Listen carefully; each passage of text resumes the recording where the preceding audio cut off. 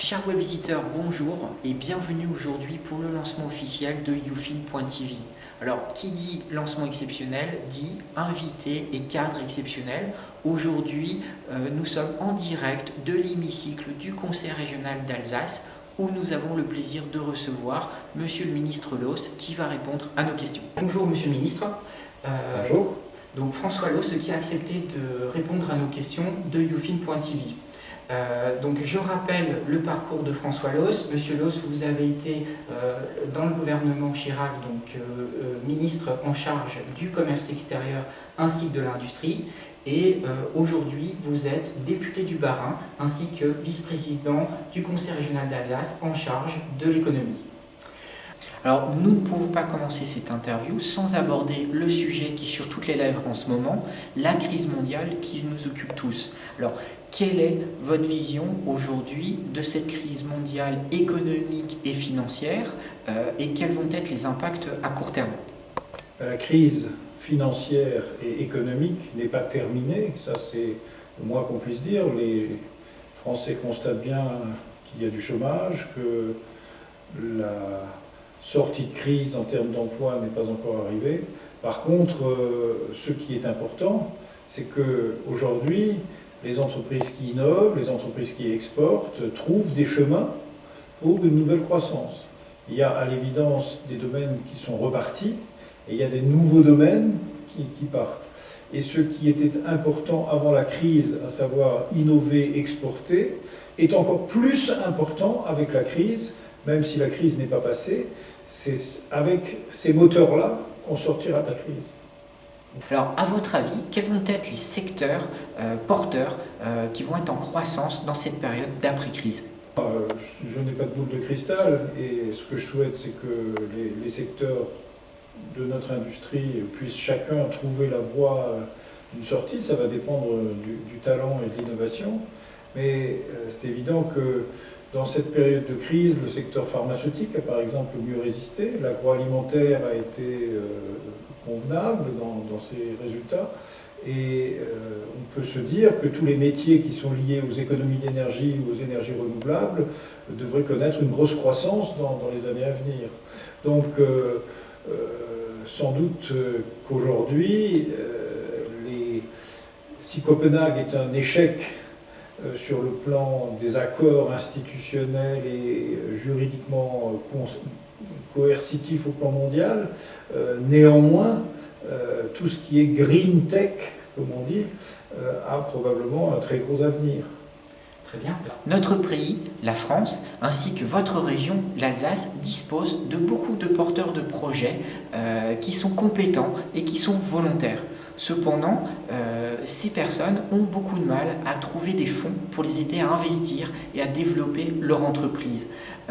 Quelle est votre vision par rapport à cette problématique et que peut-on faire pour les aider? D'abord, ce qu'il faut aider, c'est les entreprises en création et aussi les entreprises qui ont déjà atteint un certain degré, une certaine taille, pour qu'elles deviennent plus grandes. Un des problèmes d'ailleurs de l'économie française, c'est que nous n'avons pas assez de grosses PME et qu'il y a besoin de crédits pour permettre aux entreprises d'entreprendre, de développer des nouvelles choses, de se rapprocher d'autres entreprises avec lesquelles elles peuvent faire des alliances. Et pour cela, il faut souvent intervenir en fonds propres. La région Alsace a créé des instruments pour intervenir en fonds propres. Ce sont des instruments dans lesquels notre propre participation est minoritaire et nous sommes adossés à des professionnels qui prennent leurs risques et nous les poussons, nous les aidons, nous prenons quelquefois plus de risques parce que nous sommes avec eux. Donc ces instruments existent dans la région Alsace, ils existent dans d'autres régions, dans d'autres pays. Finalement, il y a une réponse souvent de proximité à un projet intéressant. Alors, de par votre position, vous agissez pour défendre les intérêts économiques de l'Alsace, aussi bien au niveau local que national que international. Aujourd'hui, si vous deviez pouvoir donner quelques conseils à nos porteurs de projets, quels seraient-ils? Je pense que pour moi, la mondialisation de l'économie, c'est quelque chose de réel. J'ai, en étant au commerce extérieur, emmené beaucoup de délégations d'entreprises en Chine. Et alors qu'on voit la Chine toujours comme un concurrent, j'ai vu la Chine aussi comme client de PME. Et j'ai vu des affaires se faire très vite.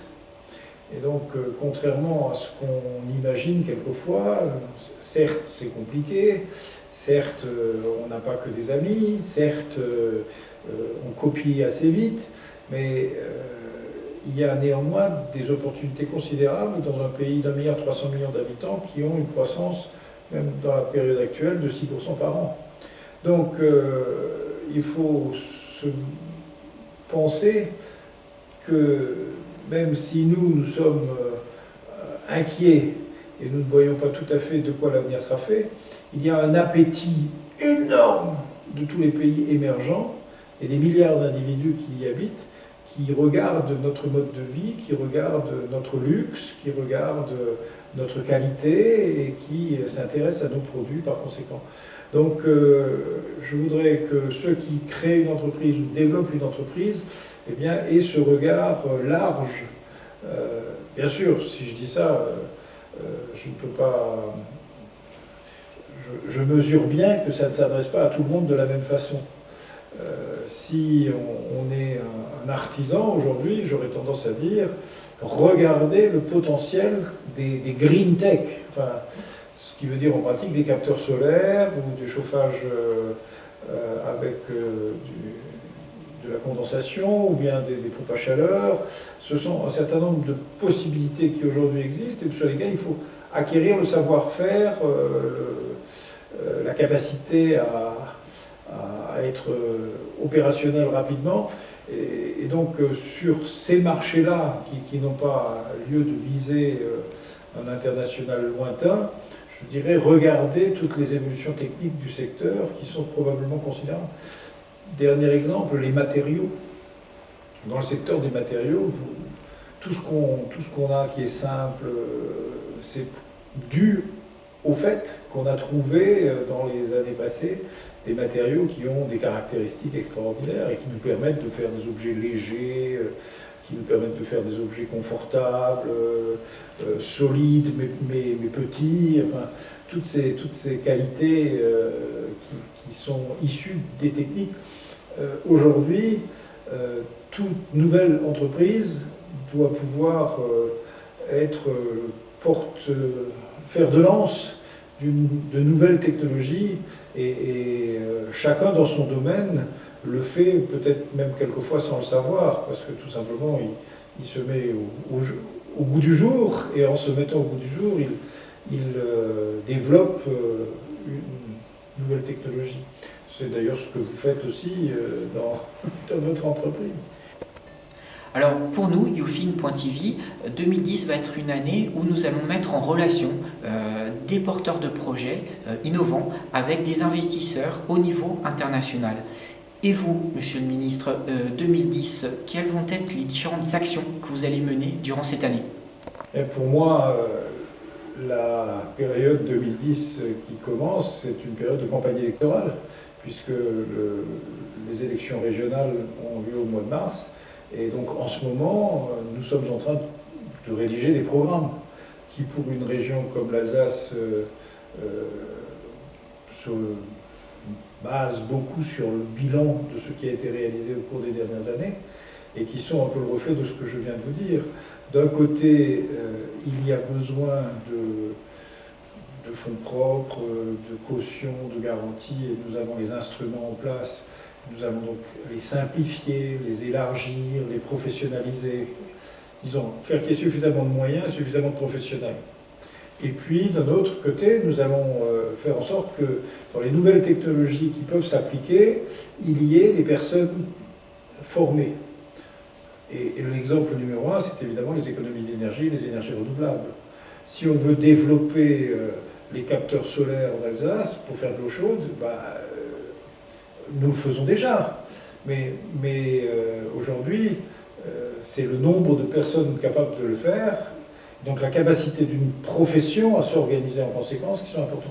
Donc nous avons beaucoup d'actions en faveur de la formation et du de ces nouvelles activités.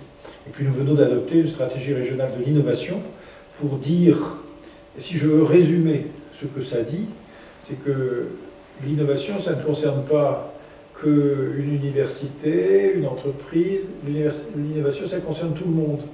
Nous avons tous, dans ce que nous faisons, une possibilité d'innover aujourd'hui. Et en fait, c'est d'en être conscient qui peut vous donner des chances d'être plus efficace, plus pertinent, plus ouvert et plus capable d'appréhender les changements que le monde nous prépare. Monsieur le ministre, de nombreux investisseurs au niveau international et national aujourd'hui nous regardent sur youfin.tv. Avez-vous un message spécifique pour les inviter à investir en Alsace? Tous les promoteurs de nouvelles idées, créateurs de nouvelles entreprises, à se poser la question de savoir si finalement c'est pas en Alsace qu'ils peuvent avoir le meilleur accueil, puisque comme vous l'avez vu, nous nous mettons en quatre pour essayer de trouver des réponses à toutes les questions que vous pourriez vous poser. Les nouvelles technologies de la communication se développent de plus en plus. Et vous, monsieur le ministre, comment utilisez-vous ces technologies de communication? Je crois que vous utilisez vous-même Facebook. Hein. Tout à fait, ouais, je suis sur Facebook. J'ai beaucoup d'amis. Oui, vous avez beaucoup d'amis vous-même, tout à fait. Et ça change beaucoup, effectivement, parce que la communication instantanée fait qu'on ne travaille plus comme on le faisait avant. On attendait de prendre son temps pour passer un coup de téléphone. Aujourd'hui, c'est des réponses instantanées, c'est des idées. Et quelque part, on a peut-être tendance, à travers ça, de ne pas approfondir les choses. Donc pour moi, il y a à la fois la volonté d'utiliser ces nouveaux instruments, mais la volonté de me préserver aussi une part de temps pour réfléchir à ce que je fais, à pourquoi je le fais et comment je le fais. Donc d'avoir en même temps l'action immédiate et en même temps le recul. Donc les nouvelles technologies, pour moi, c'est l'action immédiate. Le recul, c'est ma tête. Très bien. Vous remercier d'avoir accepté cette entrevue avec youfin.tv pour marquer votre intérêt auprès des porteurs de projets ainsi que des entrepreneurs dans le domaine des technologies innovantes. Je vous rappelle que vous allez pouvoir retrouver l'intégralité de cette interview sur nos différents médias Youfin, aussi bien sur youfin.tv que sur YouTube, que sur Facebook, que sur Viadeo ou Twitter. Donc je vous dis à bientôt pour une nouvelle interview sur youfin.tv.